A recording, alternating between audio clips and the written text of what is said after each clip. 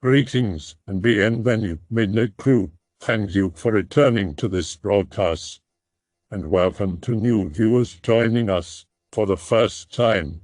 If you like a video, then feel free to subscribe. According to legend, doppelgangers, German for double walker, are paranormal duplicates of a real person. They can manifest in a number of ways. You can see them out of the corner of your eye, meet them on a lonely road somewhere, or, chillingly, see them standing behind you when looking in a mirror. Sometimes a doppelganger can't be seen by the person at all, but instead manifests to other people in a completely different location. It may even cooperate with the person, help them with tasks, or act as a surrogate body of sorts. There are many explanations for the doppelganger phenomenon. Mystics throughout the ages have believed they are supernatural creatures, either spiritual copies of the person or downright demonic twins. Meanwhile, scientists say they're just electrical glitches of the brain, or mental illnesses such as schizophrenia. Only two things are certain about these eerie apparitions: they are often bad news, and a surprising number of significant historical figures have claimed to be haunted by them. Johann Wolfgang von Goethe (1749–1832) was a famous German writer, poet, and politician. A celebrated author who played a large part in shaping the field of literature, his words were widely read and respected. One day, a depressed Goethe was riding on a footpath after leaving a girl named Frederica. Suddenly, he faced a mysterious person riding toward him. The person, who Goethe said he saw with a mind's eye instead of his actual eyes, was clearly Goethe himself, although he was wearing different clothes. The figure soon disappeared, and Goethe, who found its appearance strangely soothing, soon forgot all about it. 8 years later, he found himself riding down the same footpath in the opposite direction to see Frederica again. That's when he realized he was wearing the exact same clothes his doppelganger wore years ago. This was not the only doppelganger Goethe saw. Another time, he saw his friend Frederick walking on the street, wearing Goethe's own dressing gown. Puzzled, Goethe went home, only to find Frederick there, wearing the same gown Goethe had seen on the apparition. His friend had been surprised by the rain and borrowed the gown as his clothes dried. Catherine the Great, the powerful 18th century Empress of Russia, was a powerful and dangerous figure.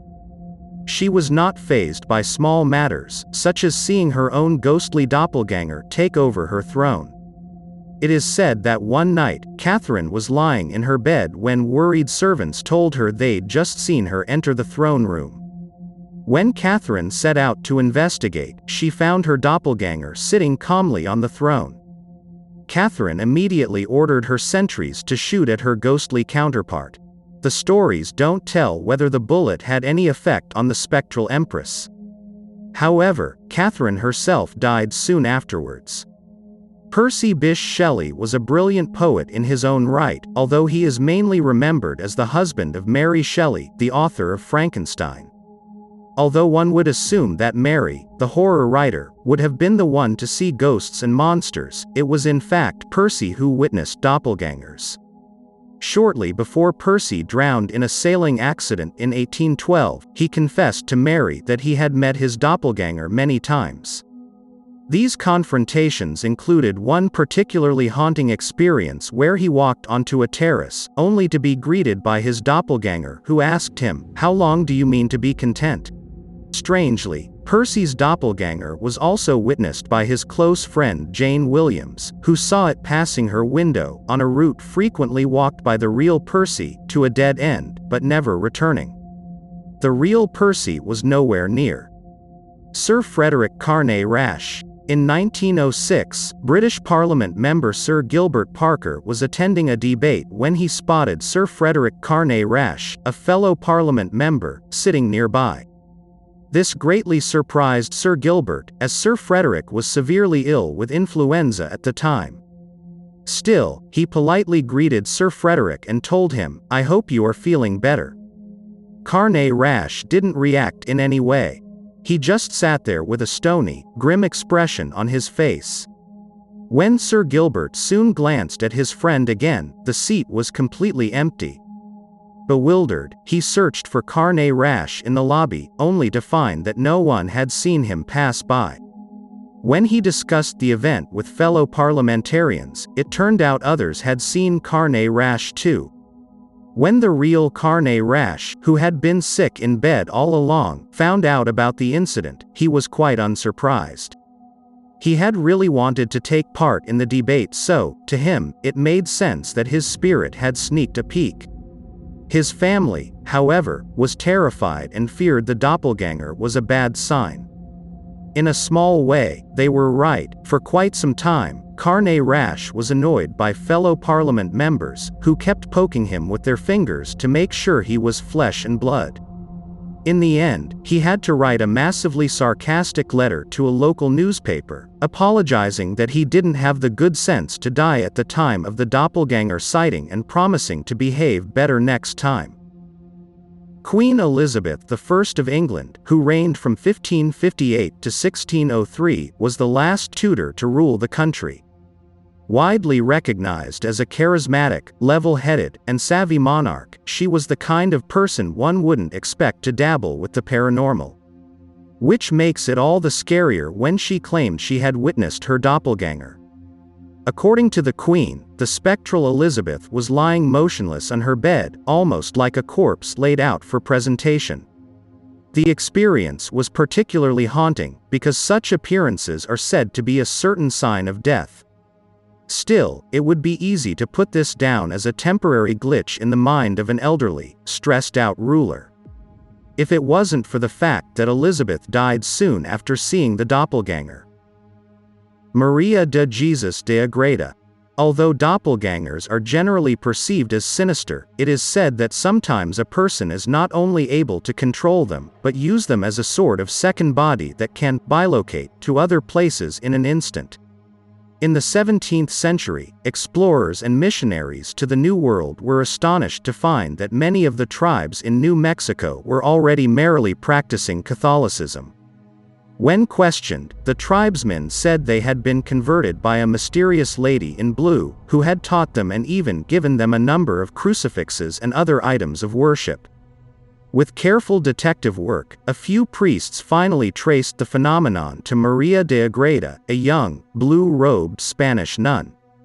She claimed to have taught Christianity to the Indians by bilocating across the ocean. Mary had never left her convent and only knew the place she had been as a savage land, but her story was enough to convince the priests. Initially, the Inquisition was extremely suspicious of Maria, but they decided to acquit her of witchcraft charges, possibly because her story was just too good to waste.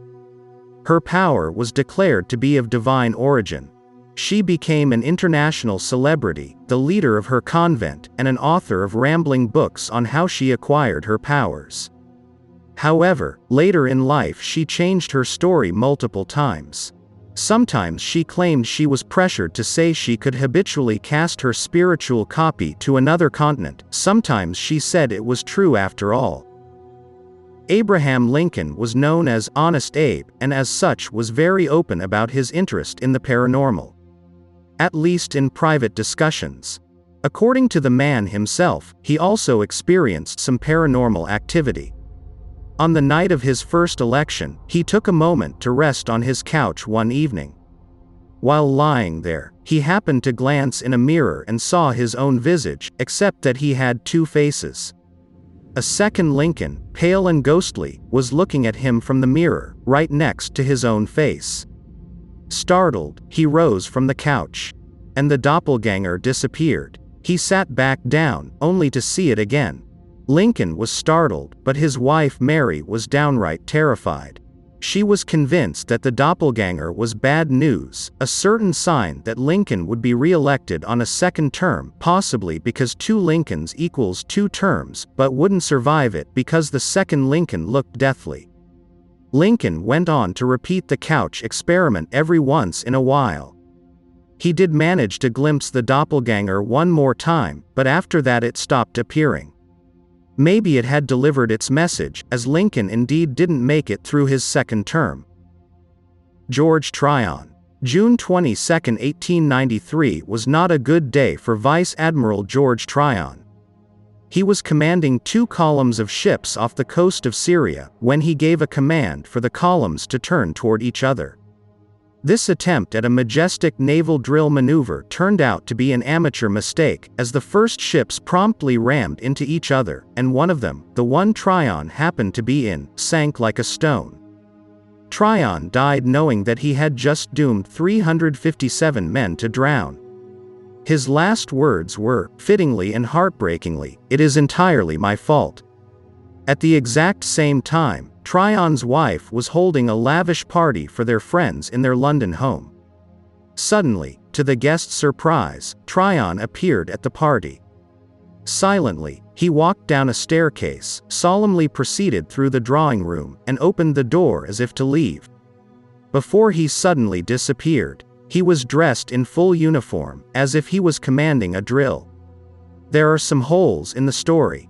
For instance, some say Lady Tryon was busy with the guests and never saw this doppelganger, while others claim she was one of the onlookers.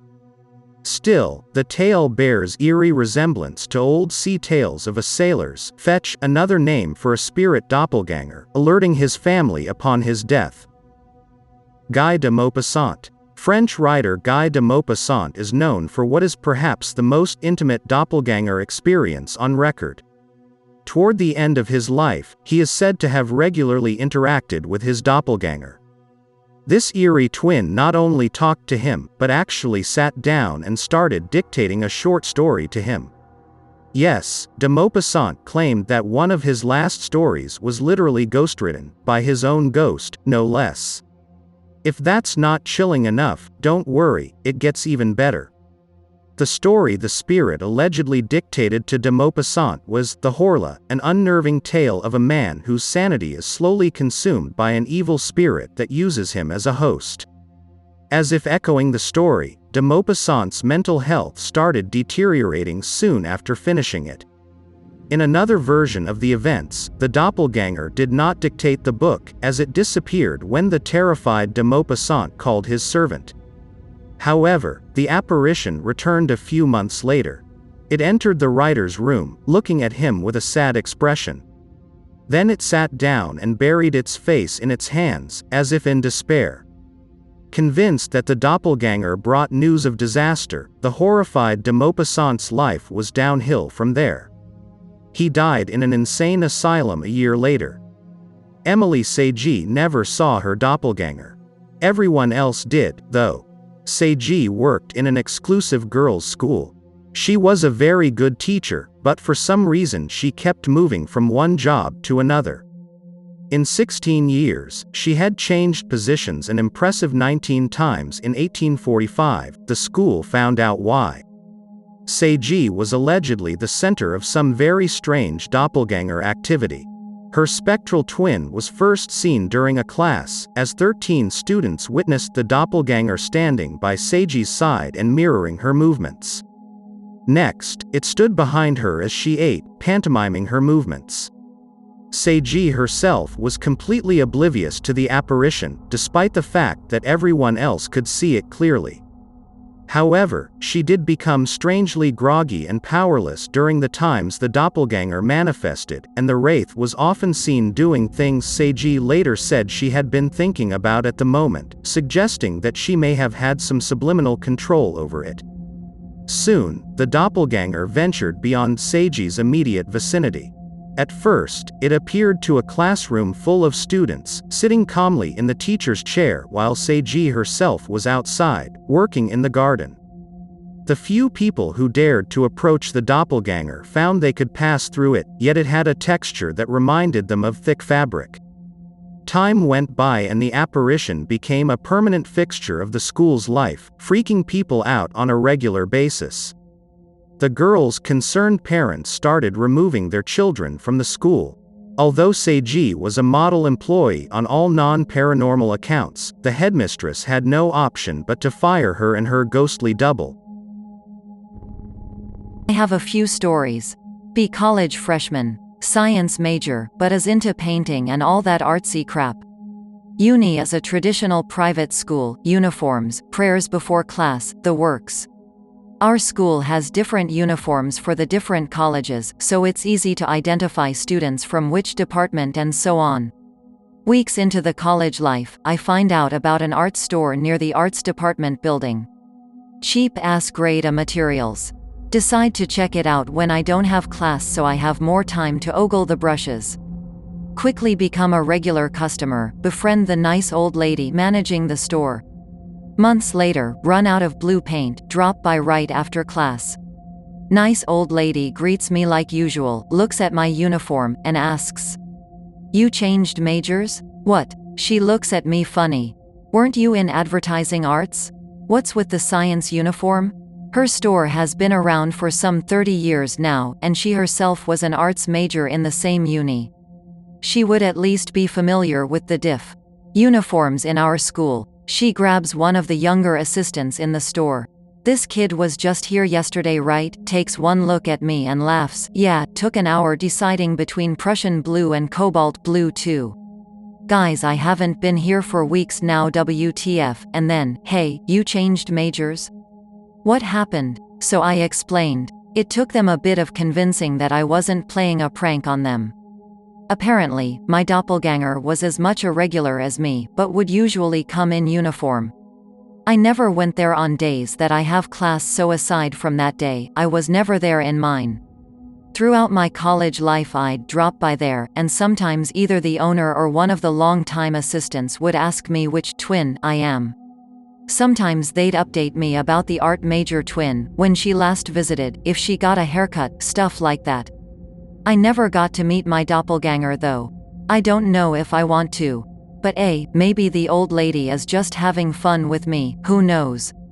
As an additional detail to that art major doppelganger I noticed that the minute details the art store staff would give me usually is parallel to the going-ons in my own life. I remember the first week I started wearing glasses, I'd only ever use it when I'm in class and can't see shit on the board. Otherwise it was relegated to its case in my bag. Be back in store. After identifying which twin I was, they start on usual small talk, comparing products and brands, etc. One of the older staff there, kind old guy, mentions my lack of glasses. Younger staff says, "Uncle, that's not her." Uncle old guy's eyes light up. "Oh, so this is the other then? Your twin started wearing glasses." I wasn't wearing mine, but decided to humor them. "Yeah, what color?" "Pink, big," made her look like a bee. My face when favorite color is pink, but opted for the simpler black frames. Ahaha, good for her, I guess. There was also the time I was making small Pokemon figures and needed more clay. Be in store, only Uncle Guy and nice old lady there. Uncle Guy turns to me, asks me about that sculpture you're working on. At this point it's already automatic. "That wasn't me, Uncle." Uncle Guy continues. "Well, the other one was here a few days ago, looking for wires. Do you need wire too? Consider the offer. I was there for paper clay, but the remains of the roll I got are just enough for one more Sableye, and I'm always bound to make mistakes. Smile and say sure. It's not always that they have an update on my doppelganger though. Sometimes it'll be a streak of visits with no mention on the other one that I almost worry, haha. Friends and I get an internship together in this clinic center. Be in a 7-Eleven store near there by 6:30 a.m. and once all 5 of us are complete, we ride a trike to the center. A tricycle is pick related. The drivers there has a set price by trip, so whether there's just one of you or 6, the fare would be the same. That's why we have this setup. Anyway, we're supposed to wear plain white scrubs, but the center allowed us to wear our school uniform since it's plain white anyway. Scrubs still preferable though. Friends and I talk beforehand if we're going to wear scrubs or uniform, so no one wears the uniform alone. One day, arrive at meeting place with 2 of my friends already there. As I turn to say hi, one of them points at me and says something like, "There she is." Friend grabs my arm, asks if I'm okay. Yeah, what's up? Friend takes a good look at me. "How long have you been here?" "I just got here, bruh." Drags me to the small table they claimed for themselves.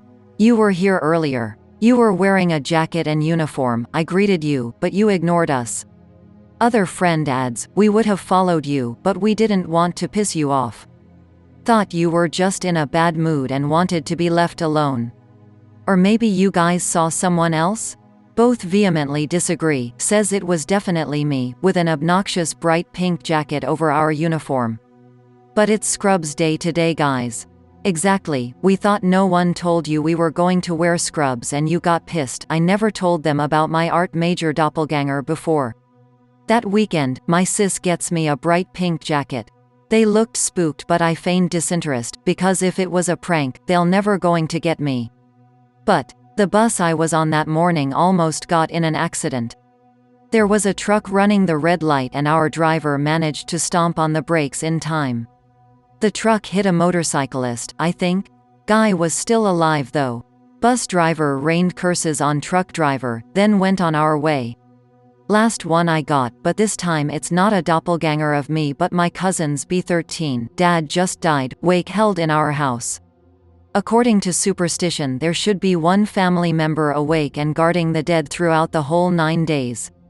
Volunteer for night shift to avoid annoying people trying to get me to cry on their shoulders. One night, just me, my cousin who stays with us, and my childhood nanny who was with us until I was about 4. Not too late, around 11 p.m. or so. One of my aunts suddenly barge in, takes a look at me, my cousin, and my ex-nanny. Cousin seems in too deep with his thoughts, pays them no mind. Kind of weird for his usually cheerful self, but maybe he's tired. He's been trying to cheer me up the whole day, helping out wherever he's needed, and now he's taking night shift with us. Guy deserves a break if not a medal. Aunt calls nanny with her to the kitchen. Can barely hear them mumbling, shrug it off as some chore instructions. Sometime later, nanny comes back holding something. 3 pieces of thin long sticks from a broom, pick related. Already looking guilty, she goes up to my cousin and hits him on the legs, hard. For context, getting hit by 3 sticks from the broom end of that thing isn't going to hurt like getting a rowboat paddle, but it's going to sting like a bitch, and depending on how hard you're hit, will leave anything from ugly pink welts to full-on bleeding cuts. I am slightly noping at this point because I don't want to play referee to their petty fight or whatever. Dad, what do I do? MP3. Decide to stay anyway because someone will have to break them up should they devolve to a fistfight. Cousin is nonplussed, glares at her. Nanny steals her resolve and hits him 2 more times, each one harder than the last. After the 3rd time, cousin has had enough. The fuck is your problem, woman? Nanny avoids his eye, says nothing, walks back to the kitchen. Stand around for about a minute processing what just happened. Cousin on the other hand already back in his seat like nothing happened. Tell him to stay there while I get the first aid kit. When I get back, aunt and ex-nan enters scene. What's going on, guys? Auntie tells my cousin, your mom called. Cousin is out of his meditative stupor, chipper once again. What did she say? She said you back at your place, asked me why I didn't tell her you were coming home. Cousin and I share a mutual look of WTF. I was here the whole time, back him up, no bro of mine is getting in trouble on my watch. Especially if he's telling the truth. Aunt cuts us off. I know. It's impossible for you to be there anyway. Travel from our place to theirs takes at least 6 hours. Aunt explains she told ex-nanny to do the thing. Meanwhile, she was talking to my cousin's mom, assuring her that her son is here with us and not there, and that he's alive and fine. Sit back down beside cousin as aunt lapses into doppelganger stories. Notice there's no trace he was ever hit by those napalm broomsticks. My face when I got the first aid kit for nothing. According to the story we were told, when someone sees a doppelganger of someone, it's usually an omen of death for the person with the double. The hitting with sticks thing, supposedly, was meant to work like shocking the person's body with pain enough that the soul will go back. The doppelganger in this story is supposedly the soul making its last goodbyes or something. Or that's one superstition anyway. To this day my cousin is still alive and well, but IDK if he's ever had more doppelganger shenanigans going on. Well, that's all the personal doppelganger story I got up. It's pretty interesting, especially when you look at how different cultures have different and similar beliefs about it. I hope that you enjoyed tonight's broadcast. If you enjoyed tonight's story, then please subscribe to the channel, as more green texts will appear daily. A new broadcast will appear when the clock strikes midnight Central Time.